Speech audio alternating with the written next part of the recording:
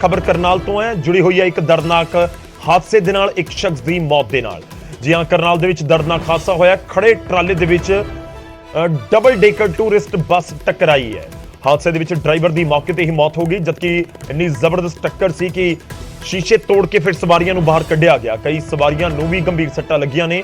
तुहानूं दस दईए कि करनाल दे नमस्ते चौक दे उत्ते फ्लाईओवर ते यह पूरा हादसा वापरिया है, जिस दियां तस्वीरां भी सामने आईयां ने। डबल डेकर टूरिस्ट बस सी, क्योंकि जी टूरिस्ट बस होंदी है, जी लग्जरी बसां होंदियां ने, उसदे सिर्फ एंट्री और एग्जिट अगले वाले पासे तो ही हुंदा है। वो भी जी बारी होंदी है, वो ऑटोमैटिक बंद करने वाला स्विच हुंदा है, ते पिछले वाले पासे कोई नहीं हुंदी बारी। हालांकि एमरजेंसी एग्जिट जरूर हुंदा है, पर जदों इन्नी जबरदस्त टक्कर सी तां इस विचाले फिर सवारियां नूं बाहर कड्ढण दे लई, कंडक्टर नूं बाहर कड्ढण दे लई कुछ इस तरीके नाल ही शीशिਆਂ नूं तोड़ दिता गया, ते उस तो बाद जिहड़ी सवारियां ने बाहर निकल सकियां।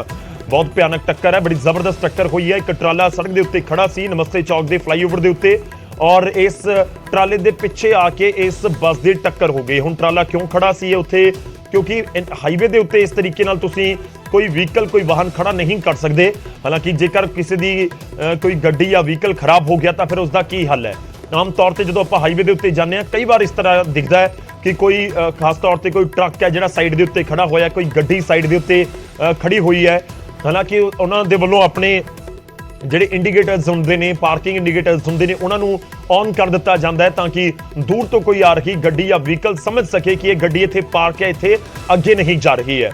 तो ये जरूर सवाल है कि इत्थे जिहड़ा ट्राला खड़ा सी कोई रिफ्लैक्टर सी या नहीं सी, उत्थे क्यों खड़ा होया सी ट्राला, और इन्नी जबरदस्त टक्कर हुई है कि उस बस ड्राइवर की मौके पर ही मौत हो गई। टूरिस्ट बस सी, बहुत सारे लोग इस दे विच मौजूद सन। एक बारी मैं कोशिश करांगा, अपनी टीम नूं कहांगा कि फुल स्क्रीन असी ये विजुअल दिखा सकिए, तस्वीरां असी अपने दर्शकों को दिखा सकिए। करनाल दे विच हादसा वापरिया है, नैशनल हाईवे है, नैशनल हाईवे 44, तो उस दियां तस्वीरां असी तुहानूं दिखा रहे हैं। लग्जरी बसां जो मैं पहला जिक्र कर रहा सी, अगे तो ही एंट्री एग्जिट हुंदा जिथे ड्राइवर ते कंडक्टर मौजूद होंदे ने, सवारियां पिछे बैठियां होंदियां ने, ते जिहड़ी डबल डेकर है उस दे विच क्योंकि टूरिस्ट लॉन्ग रूट दीयां बसां होंदियां ने, बहुत सारियां बसां तुसीं देखियां होणगीਆਂ कि जिहड़ी टूरिस्ट बस बना दित्ती जांदी है, हेठां लोग बैठण दी थां हुंदी है, बहुत लॉन्ग रूट ते बसां गईयां होंदियां ने, ते इस करके उत्ते जिथे आम तौर ते बसां दे समान रखण दी थां हुंदी है, उत्थे सौण दे लई या पैण दे लई भी एक थां बना दित्ती जांदी है। इस करके इसनूं डबल डेकर भी इस तरीके नाल कह दित्ता जांदा है। तो बहुत भयानक टक्कर हुई है, और इस टक्कर दे विचाले मनभागी खबर आई कि एक शख्स की मौत हो गई जो बस नूं चला रहा सी, उसकी मौत की खबर सामने आई। आप कश्मीर से दिल्ली जा रहे थे सभी? हम जम्मू से आ रहे थे। जम्मू से आ रहे थे, तो सर लगता है कि टूरिस्ट बस में एक ही दरवाजा था जो पूरी तरह डैमेज हो गया था। वही था, खिड़कियां होनी चाहिए, दरवाजे होने चाहिए, कम से कम एक आधा पीछे भी। होनी चाहिए और शीशे तोड़कर निकालना पड़ा लोगों को। तोड़ के निकालने लगे। हाँ जी सर, हम आ रहे थे अचानक से, हम सब सोए। तो ये ट्रक खराब खड़ा था शायद, बता रहे? खड़ा ही थी, ये एक्चुअली पंचर निकाल रहा था, यही इसकी आमद। तो लगता है बस की स्पीड भी काफी ज्यादा रही होगी।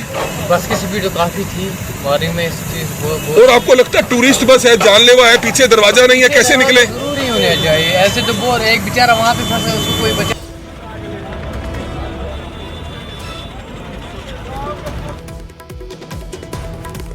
रुख करते हैं साडे सहयोगी इस समय करनाल तो फोन लाइन से साडे नाल ने हिमांशु नारंग। हिमांशु, जानना चाहेंगे कहां से ये टूरिस्ट बस आ रही थी, कहां जा रही थी, कब ये हादसा हुआ, क्या कुछ आपके पास पूरी जानकारी? आज सुबह के वक्त जब जम्मू कश्मीर से दिल्ली की तरफ ये बस जा रही थी, तो नमस्ते चौक के पास रात को एक जो ट्राला है वो खराब हो गया था, और उसने कोई भी इंडिकेशन नहीं दे रखा था, वहां पर कोई भी रिफ्लेक्टर नहीं था कि यहाँ पर ये ट्राला खराब हो गया है, जिसके चलते, क्योंकि जो नेशनल हाईवे पर बसें चलती हैं, टूरिस्ट बसें होती हैं, लॉन्ग रूट की बसें होती हैं, उनकी रफ्तार जो तय सीमा होती है उससे कुछ ज्यादा ही होती है। और ऐसे में सुबह के वक्त जब ये हादसा होता है तो वहां पर वो ट्राला बस के ड्राइवर को नजर नहीं आता है। तकरीबन 7 से 8 फुट तक जो ट्राला है वो बस के अंदर आ जाता है, जिसके कारण जो कंडक्टर है और जो ड्राइवर है वो बुरी तरह घायल हो जाते हैं, और उसके बाद जब अस्पताल लेकर जाया जा रहा होता है ड्राइवर को, तो वो मौके पर रास्ते में ही दम तोड़ देता है।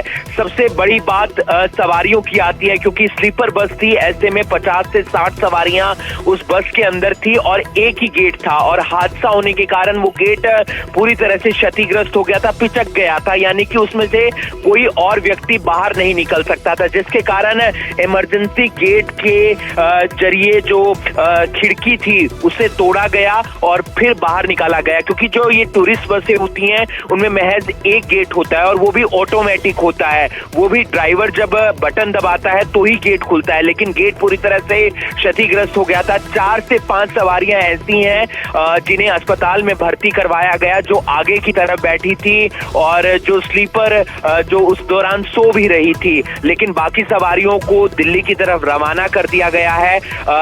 नेशनल हाईवे पर यह हादसा हुआ था, ऐसे में कोई और हादसा ना हो, पुलिस मौके पर पहुंचती है, 3 से 4 क्रेनों को बुलाया जाता है, जो बस है उसे भी साइड किया जाता है और साथ ही साथ जो ट्राला वहां पर खड़ा था उसे भी साइड किया जाता है।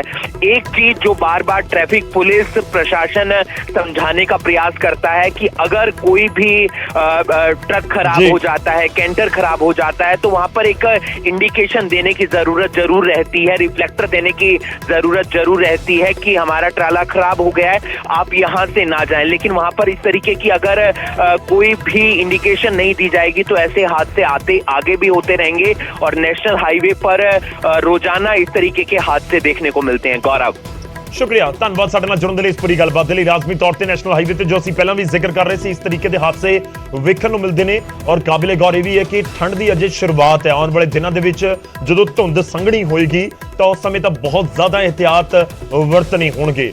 ਇਹ ਹਾਦਸਾ ਹੋਇਆ ਭਿਆਨਕ ਹਾਦਸਾ ਸੀ, ਜਿਵੇਂ ਸਾਡੇ ਸਹਿਯੋਗੀ ਦੱਸ ਰਹੇ ਸਨ ਕਿ 7 ਤੋਂ 8 ਫੁੱਟ ਤੱਕ ਟਰਾਲਾ ਸੀ ਜੋ ਉਹ ਬੱਸ ਦੇ ਅੰਦਰ ਵੜ ਗਿਆ। ਇੰਨੀ ਜ਼ਬਰਦਸਤ ਟੱਕਰ ਸੀ। ਇੱਕ ਇਹ ਵੀ ਚੀਜ਼ ਕਲੀਅਰ ਹੈ ਕਿ ਰਫ਼ਤਾਰ ਤਾਂ ਬੱਸ ਦੀ ਵੀ ਬਹੁਤ तेज होगी। खैर नैशनल हाईवे ते नैशनल हाईवे के उत्ते आम तौर पर रफ्तार होंगी है 90 तक की, तो कारां दी रफ्तार जी अलाउड है, इजाजत दी जाती है कि 90 किलोमीटर तक तुसीं अपनी गड्डी भजा सकते हो। तो बहुत तेज रफ्तार के हादसा होया, एक शख्स की मौत हो गई।